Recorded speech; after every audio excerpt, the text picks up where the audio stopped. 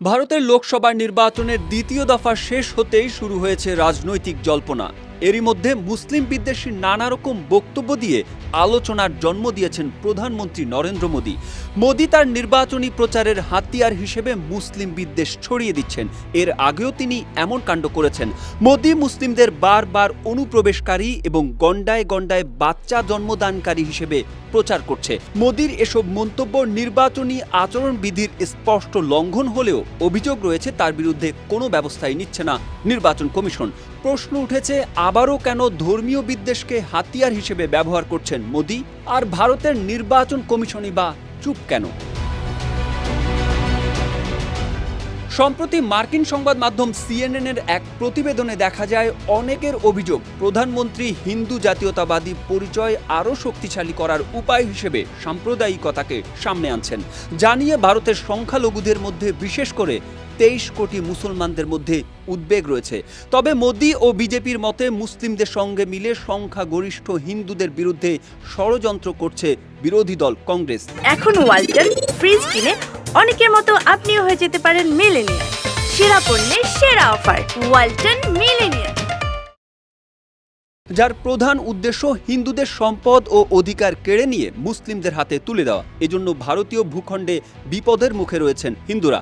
বিশ্লেষকরা বলছেন, নির্বাচনকে হিন্দু মুসলমানদের লড়াইয়ে রূপ দেওয়ার চেষ্টা করছেন মোদী, আর বিজেপি নেতারা প্রকাশ্যে দলটিকে হিন্দুদের দল বলছেন।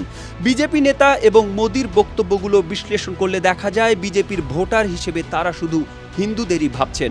নরেন্দ্র মোদী সম্প্রতি বেশ কয়েকটি নির্বাচনী সমাবেশে বলেন, যদি বিরোধীরা ক্ষমতায় আসেন তাহলে তারা হিন্দুদের সম্পত্তি কেড়ে নেবে, যাদের বেশি সন্তান রয়েছে তাদের সেই সম্পত্তি দিয়ে দেবে। স্পষ্টতই মুসলমানদের প্রতি ইঙ্গিত করে এমন মন্তব্য করেন মোদী।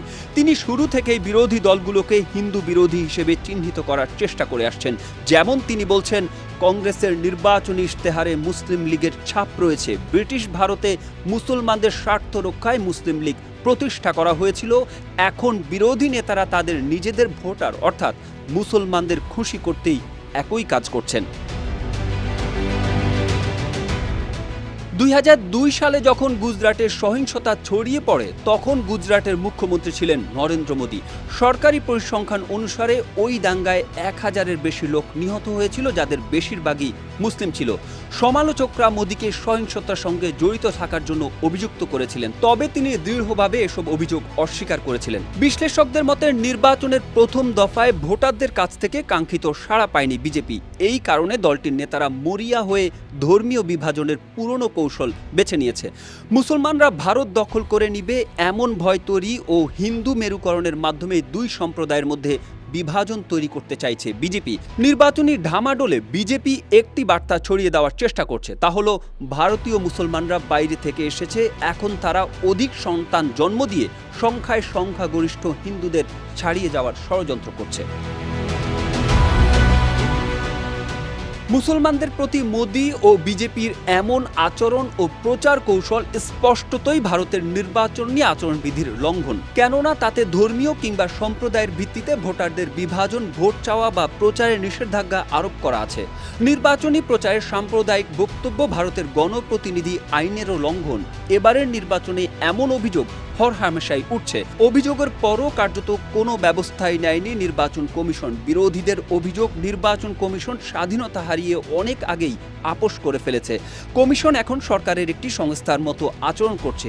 এখনকার কমিশন বিরোধী দলের নেতাদের ছোটখাটো ত্রুটি পেলেই নোটিশ দেয়, অন্যদিকে বিজেপি নেতাদের বড় বড় ভ্রান্তি নিয়ে কোনো ব্যবস্থা নেয় না। এভাবেই আপোস করা হয়েছে ভারতের গণতন্ত্রের সঙ্গে, আর মৃত প্রায় গণতন্ত্রের জন্য নীরবে শোক করছেন ভারতবাসী।